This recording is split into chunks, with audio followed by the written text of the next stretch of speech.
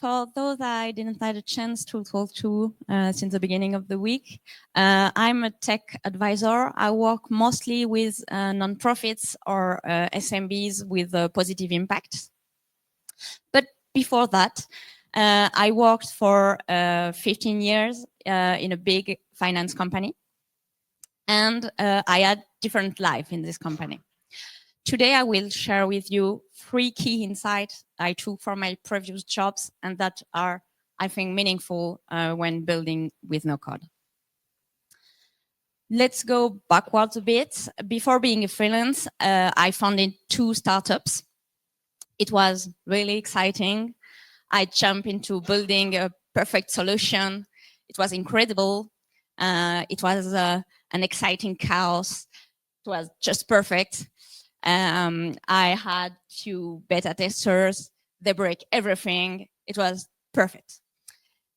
It fails, of course. And the fun fact is I was journaling daily.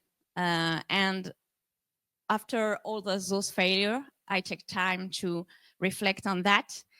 And I took my notes from the first day building those 2 startups.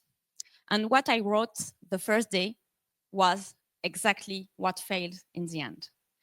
From the first day of my startup, I knew, or I had a gut feeling of what will fail in the end. So in no code, it's really tempting to start build something, the easy part, show it.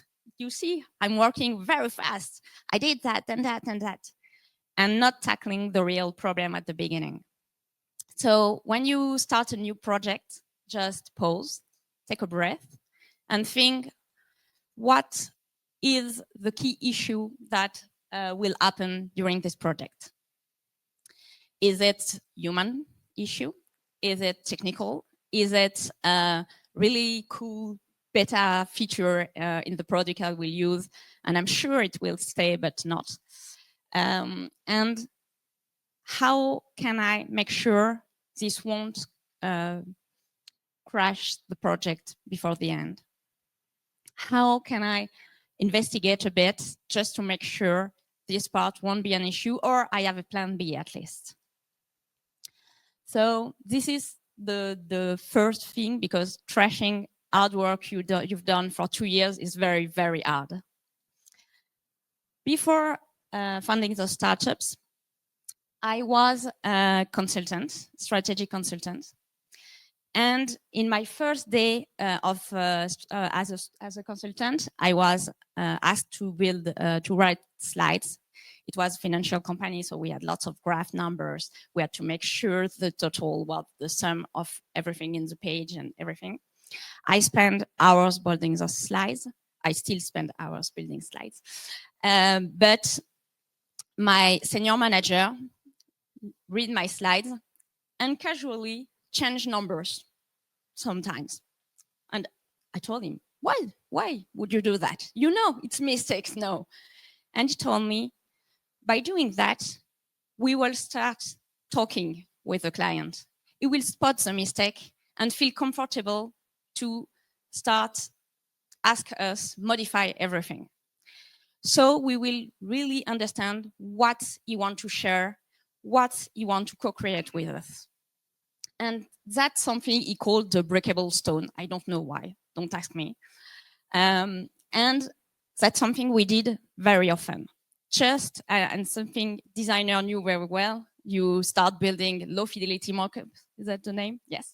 A low fidelity mockup. So basically napkin draft of what you will build. And starting with that, if you are shown those little design, you can say, oh, no, I'm not sure the button should be here. It's easier. If I show you the final product, you will feel like I can't ask her to modify everything. So with no code, you can just, instead of doing minimum viable product, you can start with a minimum showable product. Just show it and ask people to crush it, to modify everything. And so you will learn what they really want.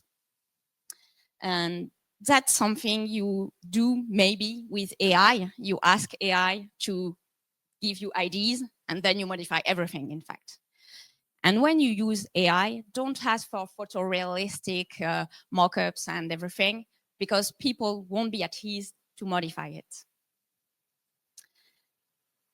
Before this, on my first day at work, I was working on a critical, very technical project. I was a developer, and we calculate the results for the group, for the financial markets. So that's something you have to be on time. And I was working at this position for 3 months.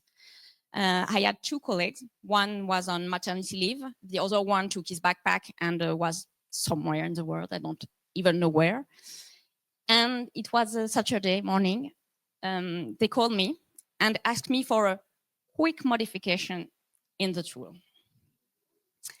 And it was a tool that was very, very elegantly built.